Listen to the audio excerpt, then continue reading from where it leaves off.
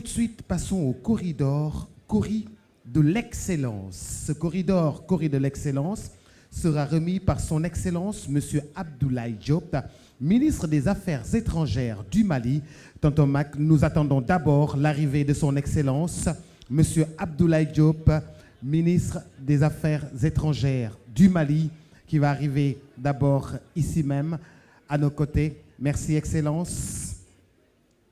Avec un nom à la consonance bien sénégalaise, M. Abdoulaye Diop est diplômé de l'École nationale d'administration d'Alger, ENA, de l'Université de Paris 11 et de l'Institut international d'administration publique de Paris, docteur honoris causa en service public de Chinatown University. Il a joué un rôle actif dans la signature du Millennium Challenge Account. Mais puis, merci encore. Diplomate de carrière et puis fonctionnaire international.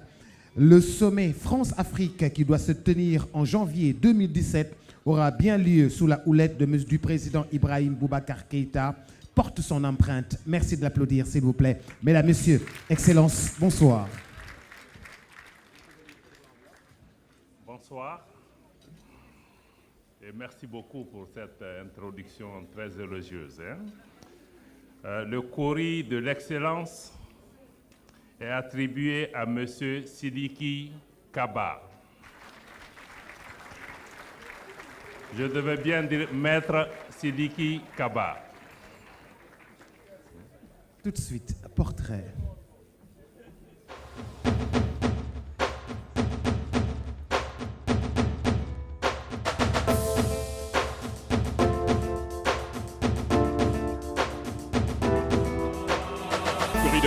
Corridor de l'excellence, Maître Sidiki Kaba.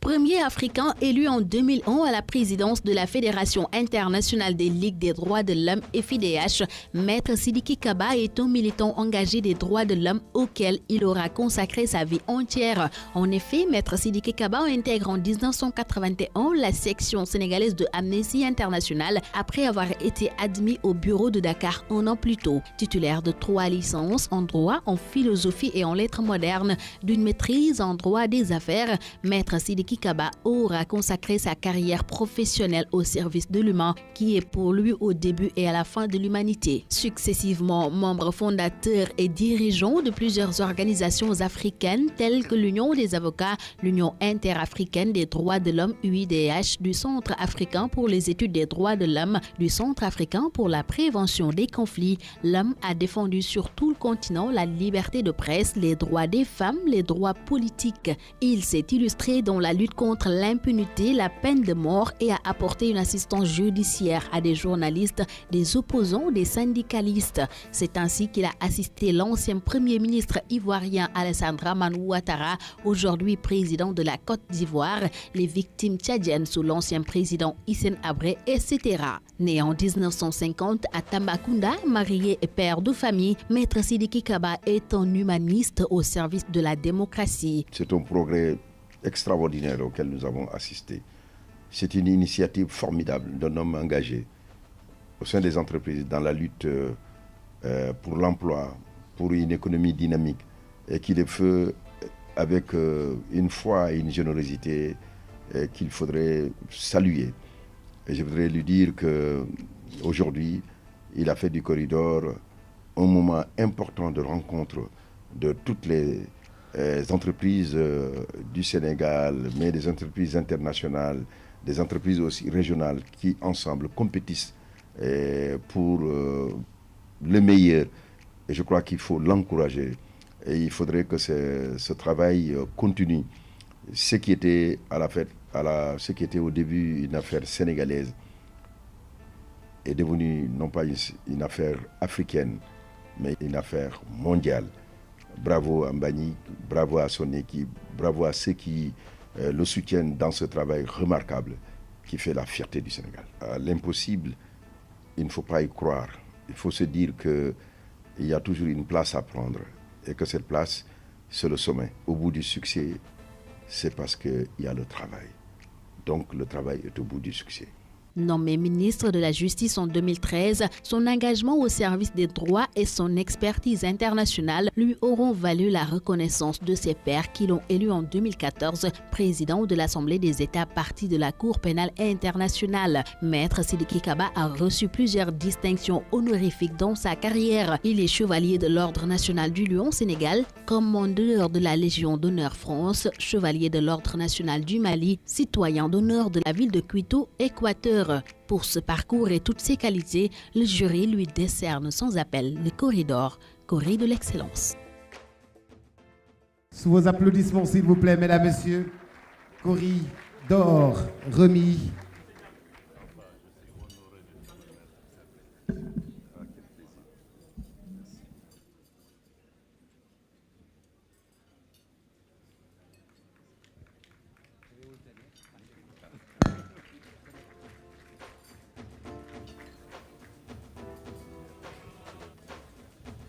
Nous invitons Madame Kaba, s'il vous plaît. J'aime bien ça. Madame Kaba, rejoindre Monsieur Kaba, s'il vous plaît.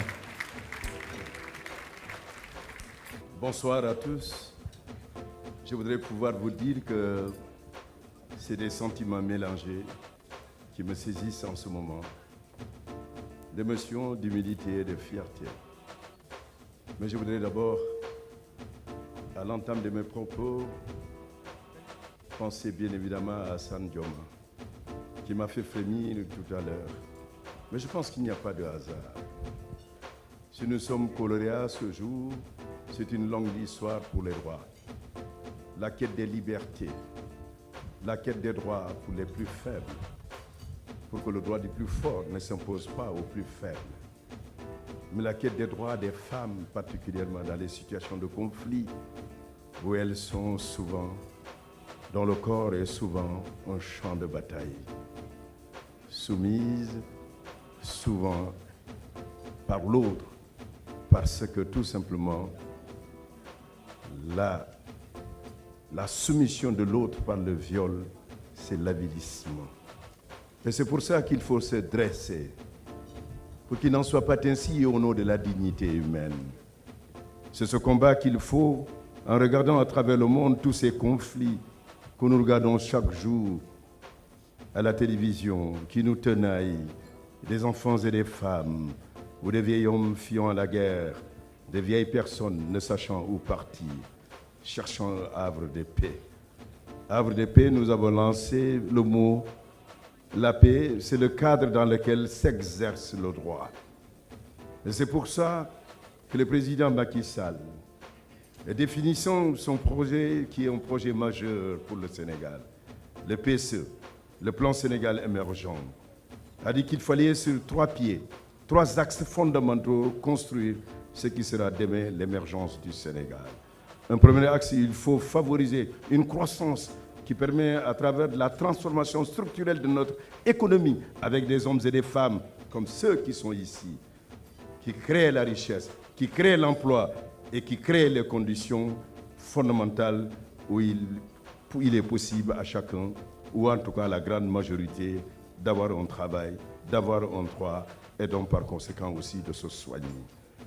Mais aussi cette vision repose sur le deuxième axe, qui est essentiellement une économie solidaire, où il est question de mettre en avant sur la justice sociale, sur la justice économique, le partage des biens, de la croissance, pour que les plus faibles, les handicapés, aient la chance et le droit de pouvoir bénéficier. Les familles les plus faibles, celles qui sont dans les coins les plus reculés, qui conjuguent leur vie avec la pauvreté, qu'elles aient la possibilité d'une bourse de sécurité familiale.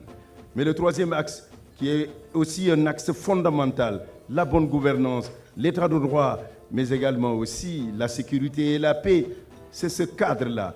Et je voudrais pouvoir vous dire que ce cadre est à cultiver chaque jour, la consolidation de notre démocratie, la consolidation de l'état de droit, la création des conditions d'une justice au service de tous, particulièrement de justice, et les conditions de l'enracinement de la paix. Monsieur Mbaye Ndiaye, permettez que je vous dise que cette initiative est une belle initiative. je voudrais vous dire que vous êtes un homme bien et que vous êtes un homme de bien. Votre esquisse urbanité incite au respect et à la considération. Parce que vous alliez plusieurs qualités à la fois.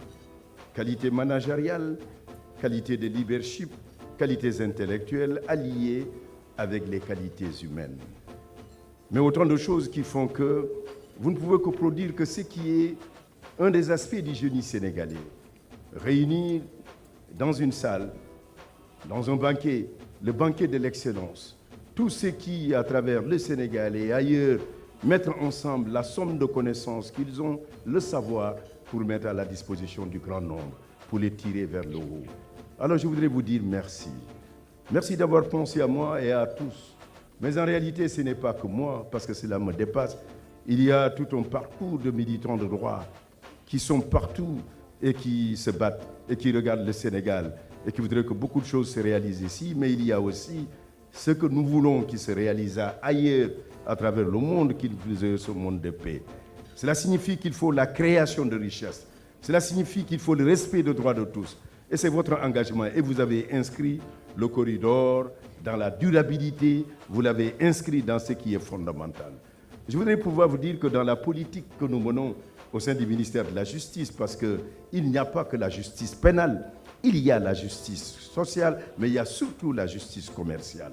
Cette justice commerciale qui nous a permis de prendre des initiatives, notamment en ce qui concerne la diminution du capital pour la création des entreprises La Salle en 2014, en la remenant de 1 million à 100 000, et en 2015, en laissant les associés eux-mêmes prendre la décision s'il faut 1 franc ou 1 milliard. L'une des conséquences et des impacts directs, 5 200 entreprises créées, dont 3 500 salles. Et dans des conditions où on peut le vérifier au niveau du RCSM, du registre de commerce, et du crédit immobilier, où l'on peut voir la naissance d'une entreprise, son évolution, sa vie, mais aussi la qualité de ses dirigeants, lorsqu'il y a des crédits immobiliers, lorsqu'il y a des hypothèques, mais aussi lorsqu'ils sont confrontés à des situations judiciaires qui en font des faillis ou tout simplement ceux qui n'ont plus la confiance. Mais cela, c'est une des politiques que nous menons. Mais c'est pour permettre à l'entreprise de pouvoir s'exercer. C'est pour ça que le décret sur la médiation et la conciliation est un des aspects aussi de cette politique commerciale. Et ainsi, nous pourrons dire qu'il y a à la fois une procédure de judiciarisation par la possibilité donnée de renforcer que le conflit contentieux commercial puisse se faire dans un délai raisonnable, mais aussi un processus extrajudiciaire qui permet par la conciliation les investisseurs eux-mêmes de choisir leurs entreprises, leurs médiateurs, leurs conciliateurs et trouver une solution à leurs conflits. C'est ce qui nous a valu d'être mieux classés dans le Doing Business, ce qui nous a valu d'être parmi les 10 meilleurs réformateurs au monde. Mais plus personnellement, permettez que je vous dise que cette émotion dont je parlais, c'est le rappel tout simplement d'un parcours, s'il fut possible, de la quête du droit et de la quête de justice. C'est qu'à côté, il y a eu un accompagnement. Oh, déjà 35 ans. Alors, avec une dame qui m'a aidé à arriver là où je suis. Je voudrais lui dire merci. Et je voudrais dire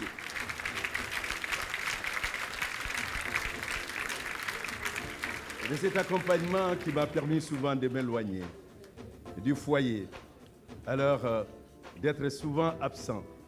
Mais ce qui me réconforte le plus, c'est que ces combats sont devenus des passions partagées. Si on le sont, nous sommes dans ensemble et je voudrais remercier tous ceux qui me joignent matin, midi et soir et qui sont dans l'effort avec moi, au ministère et ailleurs, mais aussi les frères et sœurs, mais tous les Sénégalais qui voudraient que nous changeons ensemble notre monde. Dieu vous bénisse. Oh là là là là là là là là. Amen. Merci. Merci, Excellence.